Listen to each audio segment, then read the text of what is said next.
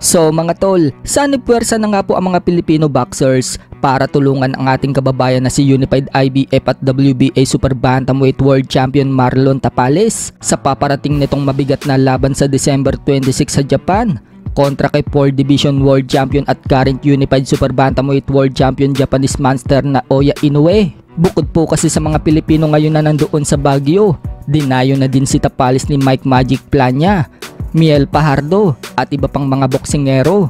Tulong-tulong nga po ang mga Filipino boxers para sa ating bayan upang ma-upset ang binansagang monster ng Japan na si Inoue. Kung matatandaan natin noong nakaraan, ibinalita natin na nakaka 80 plus rounds ng sparring si Tapales mula na mag-umpisa ito sa training camp at malamang mas tataas pa yan ngayon.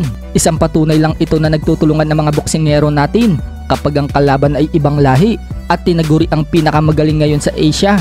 Kaya walang imposible na maka-upset si Tapales dahil determinado talaga ito sa pag-iinsayo niya.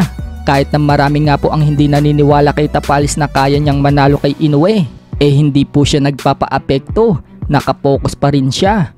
Kaya asahan natin ang 100% na kondisyon ni Tapales sa darating na December 26. Samantala, kung maganda ang isinasagawang pag-iinsayo ni Tapales ngayon kung saan nasa mataas na altitude siya, sa lugar na Baguio kung saan malamig ang panahon, pinuna naman po ni Silver Boys TV ang Casimero Brothers sa isinagawa nilang training camp noong makasagupan ni Casimero si Yukinori Ugoni sa Japan kung saan po nauwi sa tabla ang laban.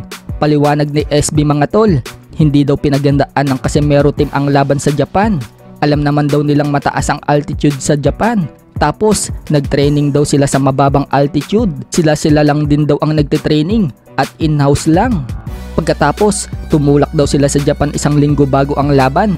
Kaya maling-mali daw yon dahil galing ka daw sa mababang altitude at pumunta ka daw sa Japan na mas mataas ang altitude 1 week bago ang laban.